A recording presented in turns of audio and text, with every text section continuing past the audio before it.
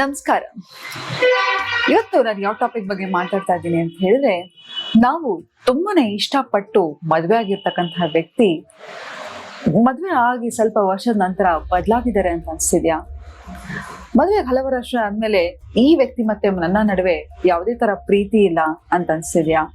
ಅಥವಾ ಆ ವ್ಯಕ್ತಿ ಮೇಲೆ ನಿಮ್ಗೆ ಆಸಕ್ತಿ ಕಮ್ಮಿ ಆಗಿದೆ ಅನ್ಸಿದ್ಯಾ? ಅಥವಾ ಅವರಿಗೆ ನಿಮ್ಮ ಮೇಲೆ ಆಸಕ್ತಿ ಕಮ್ಮಿ ಆಗ್ತಿದೆ ಅಂತ ಅನ್ಸಿದ್ರೆ ಇವತ್ತು ಯಾಕೆ ಹಾಗಾಗತ್ತೆ, ಅದನ್ನ ಹೇಗೆ ಸರಿಪಡಿಸ್ಕೊಳ್ಳೋದು ಅನ್ನೋದ್ರ ಬಗ್ಗೆ ಇವತ್ತಿನ ವಿಡಿಯೋದಲ್ಲಿ ನಾನು ಮಾತಾಡ್ತಾ ಹೋಗ್ತೀನಿ.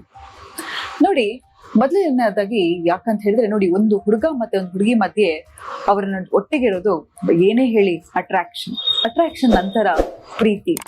ಆದ್ರೆ ನಾವೇನ್ ಮಾಡ್ತೀವಿ, ಮದ್ವೆ ಆಗೋ ತನಕ ಆ ವ್ಯಕ್ತಿಯನ್ನ ಇಂಪ್ರೆಸ್ ಮಾಡ್ಲಿಕ್ಕೆ ಒಳ್ಳೆ ಬಟ್ಟೆಯನ್ನ ಹಾಕೊಳ್ಳೋದು, ನಾವು ಚೆನ್ನಾಗಿ ಕಾಣಿಸ್ತಿದೀವ ಅಂತ ನೋಡೋದು, ಅಥವಾ ಪದೇ ಪದೇ ನಮ್ಮ ಮೇಲೆ ನಮ್ಗೆ ಹೆಚ್ಚಾಗಿ ಆಸಕ್ತಿ ತಗೊಂಡು ನಮ್ಮನ್ನ ನಾವು ಚೆನ್ನಾಗಿ ಕಾಣಿಸ್ಕೊಳ್ಳಿಕ್ಕೆ ಹಲವಾರು ಎಫರ್ಟ್ ಗಳನ್ನ ಮಾಡ್ತೀವಿ.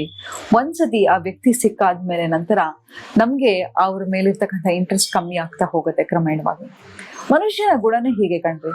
ಯಾವುದೇ ಒಂದು ವಸ್ತು ಆಗಿರ್ಲಿ, ಏನೇ ಆಗಿರ್ಲಿ, ಅದು ಸಿಗಕ್ಕಿಂತ ಮುಂಚೆ ನಮ್ಗೆ ಬಹಳ ಆಸಕ್ತಿ ಇರುತ್ತೆ. ಅದನ್ನ ಪಡ್ಕೊಳ್ಳಿಕ್ಕೆ ನಾವು ಎಷ್ಟೆಲ್ಲ ಕಷ್ಟ ಪಡ್ತೀವಿ, ಎಷ್ಟೆಲ್ಲ ಎಫರ್ಟ್ ಅನ್ನ ಹಾಕ್ತಿವಿ. ಅದೇ ಅದ್ ಸಿಕ್ಕ ನಂತರ ನಮ್ಗೆ ಅದ್ರ ಮೇಲೆ ಇಂಟ್ರೆಸ್ಟ್ ಕಡಿಮೆ ಆಗ್ತಾ ಹೋಗುತ್ತೆ. ಯಾವುದೇ ಆಗಿರ್ಲಿ, ನೀವೊಂದು ಫೋನ್ ಅನ್ನ ಆಗಿರ್ಲಿ, ಅಥವಾ ಒಂದು ಕಾರ್ ಆಗಿರ್ಲಿ, ಒಂದು ಮನೆ ಆಗಿರ್ಲಿ, ಅದನ್ನ ಪಡ್ಕೊಳ್ಳೋ ತನಕ ನೀವು ಅದ್ರ ಹಿಂದೆ ಓಡ್ತಾ ಇರ್ತೀರಾ. ಸಿಕ್ಕ ನಂತರ ಅದಕ್ಕೆ ಅಷ್ಟು ಅಟೆನ್ಷನ್ ಅನ್ನ ಕೊಡ್ತಾ ಇರಲ್ಲ. ಆದ್ರೆ ಸಂಬಂಧಗಳು ಹಾಗಲ್ಲ.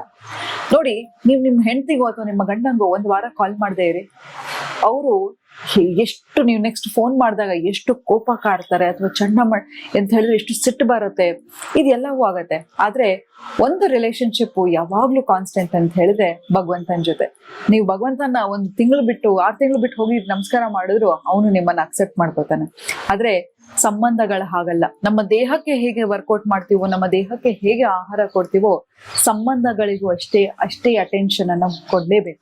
ನಾನು ಎಷ್ಟೋ ಸತಿ ಕೆಲವರು ರಿಲೇಶನ್ಶಿಪ್ ಅಲ್ಲಿ ಚೀಟ್ ಮಾಡಿ ನನ್ನ ಹತ್ರ ಬರ್ತಾರೆ, ಅಥವಾ ಯಾಕೆ ಹಾಗೆ ಮಾಡಿದ್ವಿ, ಅಥವಾ ಕಪಲ್ ಕೌನ್ಸಿಲಿಂಗ್ ಅಲ್ಲಿ ಯಾಕೆ ನೀವು ನಿಮ್ಮ ಸ್ಪೌಸ್ ಮೇಲೆ ಇಂಟ್ರೆಸ್ಟ್ ಅನ್ನ ಕಳ್ಕೊಂಡ್ರಿ, ಯಾಕೆ ನಿಮ್ಮ ಹೆಂಡತಿ ಅಥವಾ ಗಂಡಂಗೆ ಮೋಸ ಮಾಡಿದ್ರಿ ಅಂತ ಕೇಳಿದ್ರೆ ಅವ್ರು ಹೇಳೋದು ಒಂದೇ, ನನಗೆ ಅಟೆನ್ಷನ್ ಕಮ್ಮಿ ಆಗ್ತಾ ಹೋಯ್ತು ಅಂತ.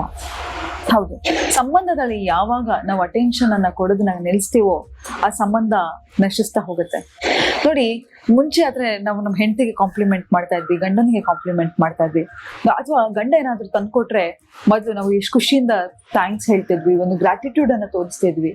ಅದೇ ಹೋಗ್ತಾ ಹೋಗ್ತಾ ಹೋಗ್ತಾ ಆತ ಏನ್ ಮಾಡಿದ್ರು ಎಫರ್ಟ್, ಮನೆಗೆ ಸಂಸಾರಕ್ಕೆ ಎಷ್ಟೇ ಕಷ್ಟಪಟ್ರು, ಅಥವಾ ಮಕ್ಕಳನ್ನ ಚೆನ್ನಾಗಿ ನೋಡ್ಕೊಂಡ್ರು, ಏನೇ ಮಾಡಿದ್ರು ಆ ಹೆಣ್ಣು ಅವನನ್ನ ಹೊಗಳೋದನ್ನ ನಿಲ್ಲಿಸಿದಾಗ ಅವನೇನಾಗತ್ತೆ ಅಂತ ಹೇಳಿದ್ರೆ, ಆ ಡೋಪಮೈನ್ ರಶ್ಗೋಸ್ಕರ ಎಲ್ಲೋ ಒಂದ್ ಕಡೆ ಯಾರೋ ಒಬ್ರು ಒಂಚೂರು ಅಟೆನ್ಷನ್ ಅನ್ನ ಕೊಟ್ರೆ ಆತನ ಮನಸ್ಸು ಬಾಲತ್ತೆ.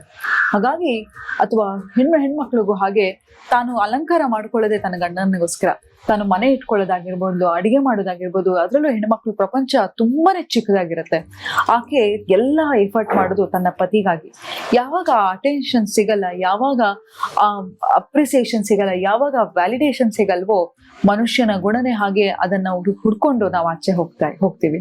ಹಾಗಾಗಿ ನಿಮ್ಮ ಸಂಬಂಧವನ್ನ ಗ್ರಾಂಟೆಡ್ ಆಗಿ ತಗೋಬೇಡಿ. ಒಂದು ಆಪರ್ಚುನಿಟಿ ಸಿಕ್ಕಿದ್ರು ಕೂಡ ನಿಮ್ಮ ಹೆಂಡತಿ ಅಥವಾ ಗಂಡನನ್ನ ಹೋಗ್ಲಿ.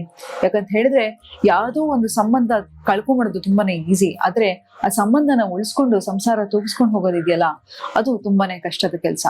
ಮತ್ತೆ ಇನ್ನೊಂದು ಅಂತ ಹೇಳಿದ್ರೆ, ಮೊದಲನೇದಾಗಿ ನಿಮ್ಮ ಹೆಂಡತಿ ಅಥವಾ ಗಂಡ ಯಾರನ್ನು ನೋಡ್ತಿದ್ದಾರೆ ಅಂತ ಹೇಳಿದ್ರೆ, ಯಾಕೆ ನೋಡ್ತಾರೆ ಅಂತ ಹೇಳಿದ್ರೆ, ನಿಮ್ಮನ್ನ ನೀವು ಅಟೆನ್ಷನ್ ಕೊಡ್ಕೋತಾ ಇರಲ್ಲ. ಮದ್ವೆಗೆ ಮುಂಚೆ ನೀವ್ ಹೇಗಿದ್ರಿ, ಮದ್ವೆ ಆದ್ಮೇಲೆ ಹೇಗಿದ್ದೀರಾ, ನಿಮ್ಮನ್ನ ನೀವೇ ನೋಡ್ಕೊಳ್ಳಿ ಅಲ್ವಾ? ಹಾಗೆ ನಿಮ್ಮ ತನವನ್ನ ಕಳ್ಕೊಬೇಡಿ. ಯಾರನ್ನೋ ಪ್ರೀತಿಸೋ ಪ್ರೊಸೆಸ್ ಅಲ್ಲಿ ನೀವ್ನ ತಿರುಗಿ ನೋಡಿದ್ರೆ ನೀವೇ ಇರಲ್ಲ ಆ ರಿಲೇಶನ್ಶಿಪ್ ಅಲ್ಲಿ. ಹಾಗಾಗಿ ಯಾರಿಗೋಸ್ಕರನೋ ಮೆಚ್ಚಿಸ್ಲಿಕ್ಕೆ ಅಥವಾ ಯಾರನ್ನೋ ಮೆಚ್ಚಲಿಕ್ಕೆ ನೀವ್ ಇರ್ಲಿಕ್ಕೆ ಹೋಗ್ಬೇಡಿ. ನಿಮ್ಮನ್ನ ನೀವು ಚೆನ್ನಾಗಿ ನೋಡ್ಕೊಳ್ಳಿ. ನೀವು ಚೆನ್ನಾಗಿದ್ರೇನೆ ಎಲ್ಲ ಚೆನ್ನಾಗಿರೋದು. ನೀವು ಸಂತೋಷವಾಗಿದ್ರೇನೆ ನಿಮ್ಮ ಗಂಡ ಅಥವಾ ಹೆಂಡತಿ ಹತ್ರ ಚೆನ್ನಾಗಿರ್ಲಿಕ್ಕೆ ಸಾಧ್ಯ. ಹಾಗಾಗಿ ನಿಮ್ಮ ಲುಕ್ಸ್ ಬಗ್ಗೆ ನೀವು ಇಂಪಾರ್ಟೆನ್ಸ್ ಕೊಡಿ. ನಿಮ್ಗೋಸ್ಕರ ನೀವು ದಿನಕ್ಕೆ 1 ಅವರ್ ಆದ್ರೂ ವರ್ಕೌಟ್ ಮಾಡಿ, ವ್ಯಾಯಾಮ ಮಾಡಿ, ಮೆಂಟಲ್ ಹೆಲ್ತ್ ಅನ್ನು ಚೆನ್ನಾಗಿಟ್ಕೊಳ್ಳಿ, ಮೆಡಿಟೇಷನ್ ಮಾಡಿ. ಸದಾ ನಾವು ಮದುವೆ ಆಗಿದೀವಿ ಅಂತ ಹೇಳಿ ಸದಾ ನಮ್ಮ ಗಂಡನ ಬಗ್ಗೆ ಅಥವಾ ಹೆಂಡತಿ ಬಗ್ಗೆ ಯೋಚನೆ ಮಾಡ್ತಾ ಇರೋದಲ್ಲ. ಆ ಮೆಂಟಲ್ ಡ್ರೈನ್ ಅನ್ನ ತಡ್ಕೊಳ್ಲಿಕ್ಕೆ ಹೋಗ್ಬೇಡಿ. ಯಾರಿಗೂ ನಿಮ್ಮ ಲೈಫ್ ಅಲ್ಲಿ ಆ ಇಂಪಾರ್ಟೆನ್ಸ್ ಅನ್ನ ಕೊಡ್ಲಿಕ್ಕೆ ಹೋಗ್ಬೇಡಿ.